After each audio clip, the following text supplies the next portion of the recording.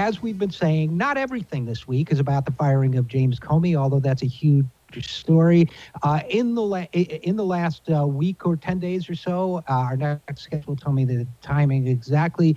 A document trove was released about a foundation known as the Bradley Foundation, a right-wing group that hasn't gotten the media attention of some of its peers like the Koch brothers, but is working very hard to change American politics, and not, I would argue, for the better. So here to discuss it with us now is Mary Bottari. Mary is the Deputy Director of the Center for Media and Democracy, where, by the way, I should mention, I do some writing, and she helped launch their Alec Exposed investigative journalism project in 2011. She's award-winning in the field of investigative journalism, and she joins us now. Mary, thanks for coming on the program. Thanks for having me. All right, let's get right to it. Bradley Foundation document trove. What are these documents, and what do they tell us? Let's start with what are they? What are they? Are some 56,000 documents from the Bradley Foundation that pull back the curtain on what Bradley's real agenda is in the world. But for instance, the Bradley Foundation always likes to say that it's funding public education, and they don't give a lot of details sometimes about what that public education is. So they fund public education in the area of employee rights. But when you pull back the curtain, you see that the Bradley Foundation is actually funding, has a dedicated stream of funding to dismantle and defund unions.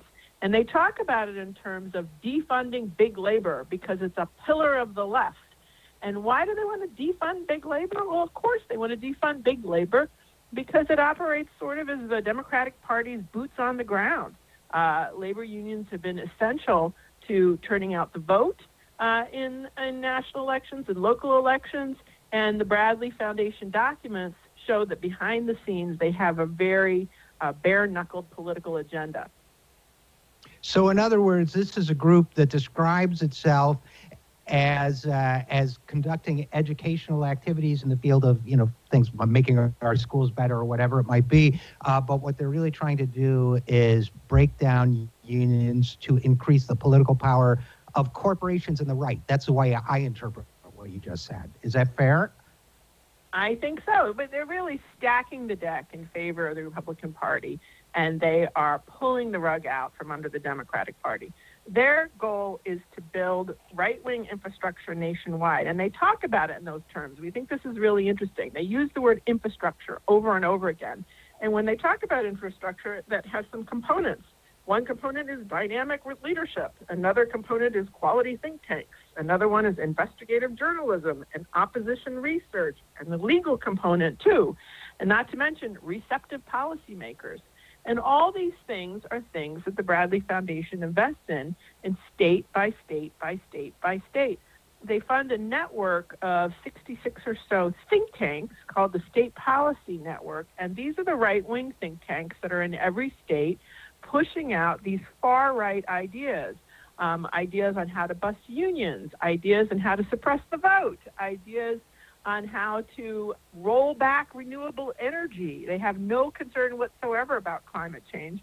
And one of our discoveries is that this $800 million foundation in Milwaukee is one of the key funders of this far-right agenda. They've spent at least $116 million by our count just funding those state think tanks, not to mention all the other aspects of the infrastructure. And all this has basically been happening under the radar, as far as I can tell, or in secret. So these are documents that made their way. Clearly, they didn't intend these documents to be released. These are private internal things. Center for Media and Democracy I got their hands on them. And first of all, Mary, were you personally surprised at the size and the extent of the activity? Because this is not a name like the Koch brothers, for example, where people who are at all interested in politics know there are these guys out there pumping money into the political process.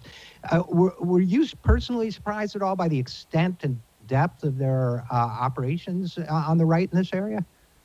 Well, we know that the Bradley Foundation is one of the major right-wing funders in America. They've had this long-term agenda item of privatizing the public education system.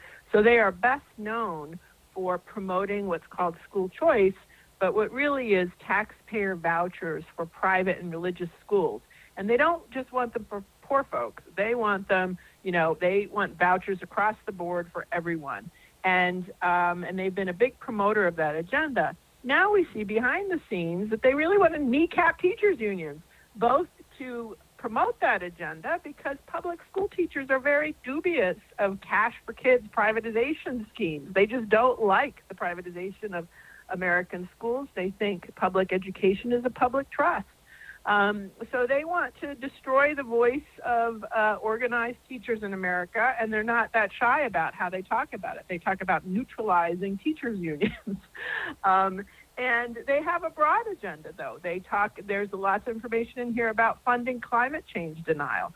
There's lots of information in here about crazy litigation they've brought from state to state to state, or they have not brought, but they have funded institutions to bring this litigation or amicus briefs on this litigation. And just to clarify where these documents came from, it's a little bit of a mystery where these documents came from. The Milwaukee Journal-Sentinel is reporting, and a lot of cybersecurity analysts are reporting, that the Bradley Foundation was hacked by the Russians, believe it or not, in October 2016. Some of those folks say that the person who hacked the Bradley Foundation has a lot of indicators that it's the same person who hacked the DNC. So, we have no window into this mystery. We just noticed that these documents were available because the Bradley Foundation put out a press release on it saying that they had been hacked. You mean you wouldn't have tracked down these documents if the Bradley Foundation hadn't put out a press release saying they'd been hacked? Is this the famous Streisand effect on the internet, whereby denying named after Barbara Streisand, who by getting upset over something somebody wouldn't have known brought it to everybody's attention? I don't know, but the Milwaukee Journal-Sentinel and the Center for Media and Democracy took a look at these documents, and we are most particularly interested in the aspects that had to do with public policy that were of broad public interest. And we have a series that is going on our website called Exposed by CMD. So our website is exposedbycmd.org. And our Twitter feed is Exposed by CMD. And people can follow those things and keep track of the items we're working on, because we have a lot more coming. Yeah, it's a fascinating, and it's an important story. Just to close, and again, we're talking with Mary Bottari, just to close on this. So we're seeing a lot of, these 118 million for state-level think tanks, which obviously aren't labeled Bradley Foundation, and so people who read local papers may think that just a bunch of their neighbors and associates, people in the state who are interested in these issues.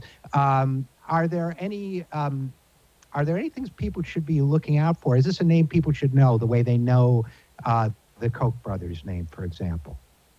This is a name that people should know because their tactics are spreading from state to state to state. So, for instance, one of their tactics is they're funding a group in Washington State to go door to door to try and convince people to drop out of their union, not as a way, not to help raise wages or help people get better benefits or do anything to help people, but as a way of defunding unions.